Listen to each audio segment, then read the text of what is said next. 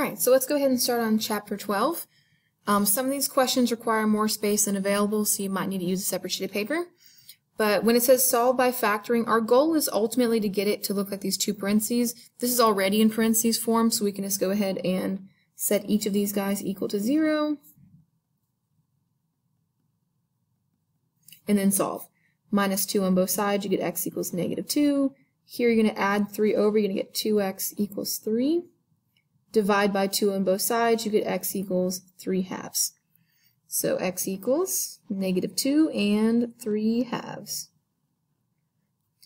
You can always check your answer by either plugging this in the calculator under y equals and seeing if it crosses at both those places, or literally just plugging those answers back in and seeing if it gives you a 0. This next one, our goal is to get it to look like the parentheses form. This is an easy one, so it's going to do the x method. What multiplies to be -8 and adds to be 2? That's going to be 4 and 2. What kind of 4? What kind of 2? Well, I want to have 4 minus 2 to get a positive 2. So that's going to be x plus 4, x minus 2 equals 0. This guy's separate. And then now that I have it in the factored form, just set them both equal to 0. So x plus 4 equals 0. And x minus 2 equals 0. This one, subtract 4 from both sides, you get x equals -4. This one, add 2 to both sides, so you get x equals +2. So those are both your answers. This one, very easy to plug right back in the calculator. Just -4 squared plus 2 times -4 minus 8 equals 0. Or just, again, plug it under y equals, graph it, see where it crosses the x-axis, where the y equals 0. And it should cross both those places. Okay, letter C, I want to be able to solve this, so I'm going to move that 2 over, so I'm going to write 3x squared plus 7x plus 2 equals 0.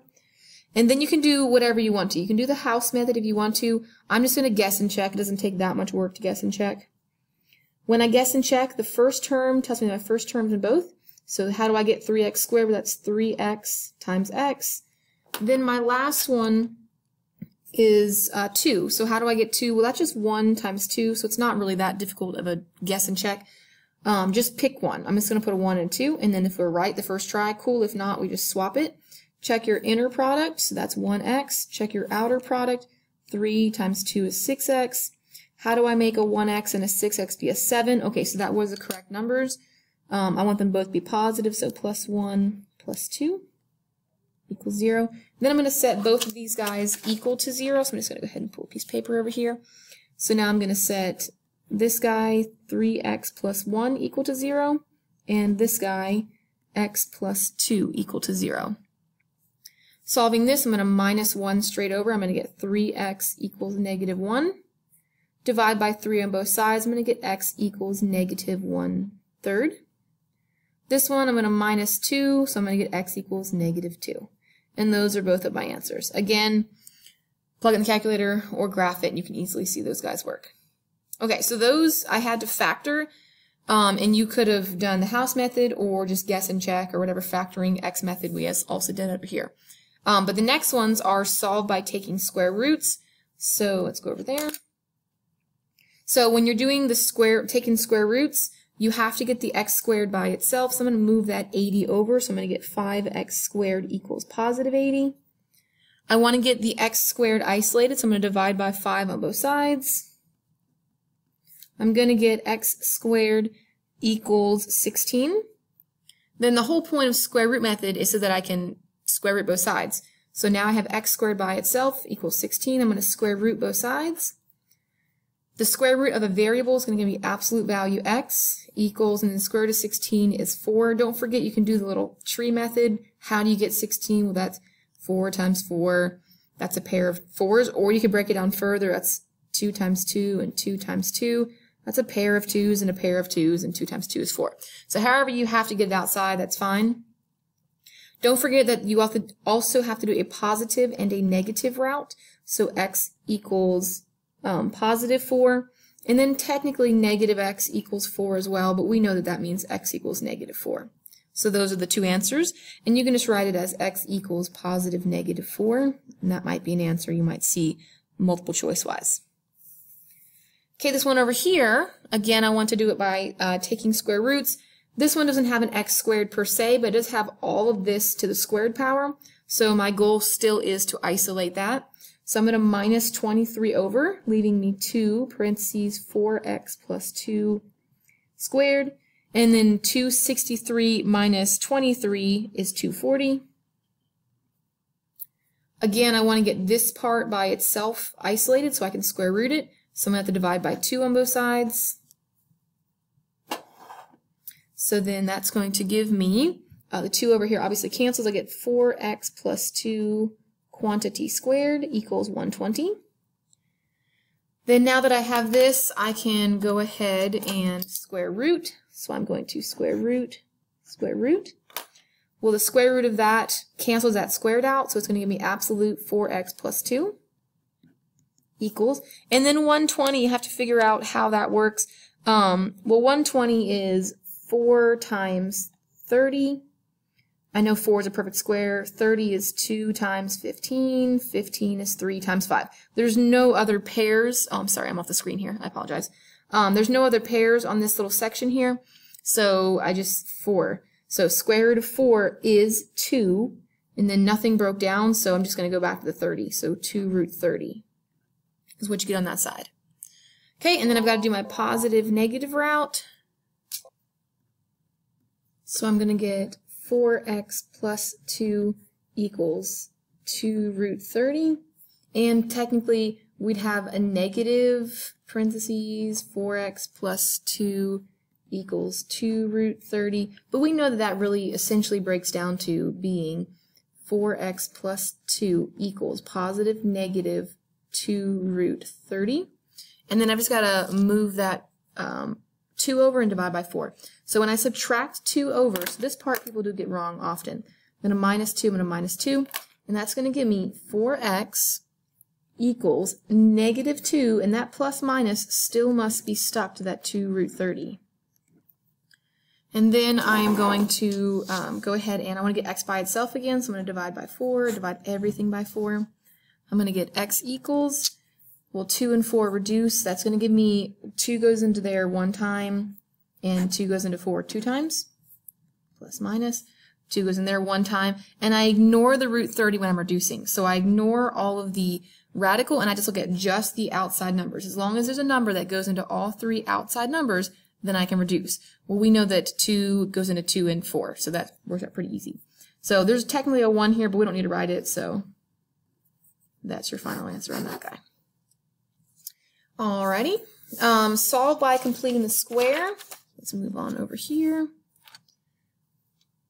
Solve by completing the square. Our goal here is we want to have a x squared by itself, and then we'd prefer to have an even b value.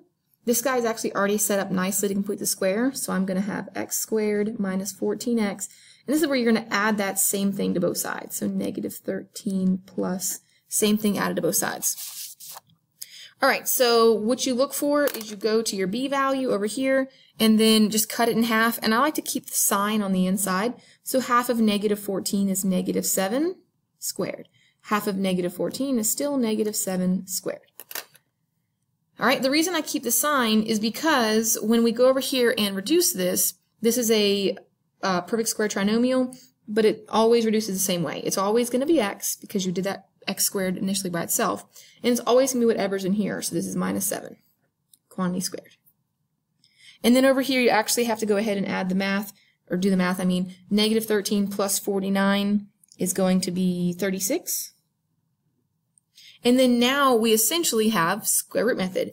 So I have something squared, so I'm going to square root both sides. So square root and square root. I'm going to get absolute x minus 7 equals, and that's square root of 36 is 6. And then we know this basically means x minus 7 equals positive negative 6. And then you can do your positive negative route. So I'm just going to go ahead, and I like to write these guys separately. So x minus 7 equals 6. Add 7 over, x equals 13. X minus 7 equals negative 6. Add 7 over, I get x equals 1. So you get x equals 13 and x equals 1. This is definitely ones that, I mean, check it. I mean, if you have the time, I would definitely plug it back in to both sides, make sure it works. or graph it and see. Does this guy cross? And make sure it has to be equal to 0 to graph. So you'd put that plus 13 over there and plug it under y equals, and just look at your graph. Does it cross at 13? Does it cross at 1? If it does, good to go. All right, this one over here, our goal is to have x squared by itself. So starting out, I've got to get rid of that 2x squared. So I'm just going to go ahead and divide by 2 across the board. And you have to divide everything by 2, including that 0, which if you wanted to move that 14 over first, you could as well, but it's easy to divide by 0. So that's going to give me x squared plus 6x minus 7 equals 0. And now I'm just going to move that 7 over. So I'm going to have x squared plus 6x. And now it's ready for completing the square, so I'm going to go ahead and give myself space. And I'm moving that 7 over. Okay, let me move over here. If you'd move that 14 over, you still would have divided by 2. You still would have gotten positive 7 either way. So it doesn't really matter which order you do it in, as long as you do the right stuff. Looking at my middle term again, the x term, so half of 6 is 3. So that is 3 squared and 3 squared. Again, this left side is, we're completing the square. We are making a perfect square trinomial. So this guy will always reduce to be x, and then whatever that sign is, positive 3. So x plus 3 squared. And then 7 plus 9 over here is 16. And again, square root method, so I'm going to go ahead and square root here and square root here. I'm going to get absolute x plus 3 equals 4. We again know that that means essentially x plus 3 equals positive negative 4. So x plus 3 equals 4, and x plus 3 equals negative 4. Subtract 3 over, I'm going to get x equals 1. Subtract 3 over, get x equals negative 7. And those are my 2 answers for that guy. All right, 27 asks us to solve by quadratic formula. You have to know the quadratic formula is x equals negative b plus or minus square root b squared minus 4ac all over 2a. So you have to memorize that. Label your a, your b, and your c. So I'm just going to go ahead and plug it in. So x equals negative 3 plus or minus square root. B is negative 3 still, so negative 3 squared minus 4 times 2 times negative 8. Make sure you put it all over 2a, so 2 times 2. Also, people keep forgetting to actually just do the division, so make sure you actually divide. It makes a big difference. X equals negative becomes a positive 3 plus minus. And you can type this all in the calculator. So people keep typing this in wrong. I'm just going to show you what you would type in. So I'm going to type in parentheses, negative 3 parentheses squared minus 4 parentheses 2 and parentheses negative 8. If you just type in that entire thing, the calculator will do all that math for you. You get 73. You don't need to type it in piecemeal. Like, just do it all at one time, but not the radical part. So then now I have 73 inside there, and it's all over 4. And that's actually it. 73, you can try to reduce that guy, but he's actually stuck. Okay, so actually going back, this is the correct answer, but I did want to point out that we need to check all the outsides, and there is nothing on the outside of that root, so it couldn't reduce. But if there were a number on the outside here, I would check. Does anything go into 3, whatever, and 4 and reduce evenly? But nothing does, so that guy really is done. Okay, last one of these guys. Quadratic formula does require it to be in standard form, so move that 3 over, so x squared plus 6x minus 3 equals 0. Label your a, b, and c. I'm going to get x equals negative 6 plus minus square root 6 squared minus 4 times 1 times negative 3 all over 2 times 1. Sorry, I'm running out of space over here. Okay, we can just get rid of that part. Okay, so x equals negative 6 plus minus. If you do all that in the calculator, you're going to get 48 over 2. Reducing root 48, I'm just going to go ahead, I'm running out of time for this video, so it's going to be negative 6 plus minus 4 root 3 over 2, because this is 16 times 3. And then when I'm reducing this, I have to look at what's on the outside. So what goes into 6, 4, and 2? Well, 2 goes into all those things, and just reduce each thing separately, and there's no number on the bottom. Nothing comes out of that 3, because it's on the inside. So I did that one kind of fast, but there's only a couple seconds left on this video.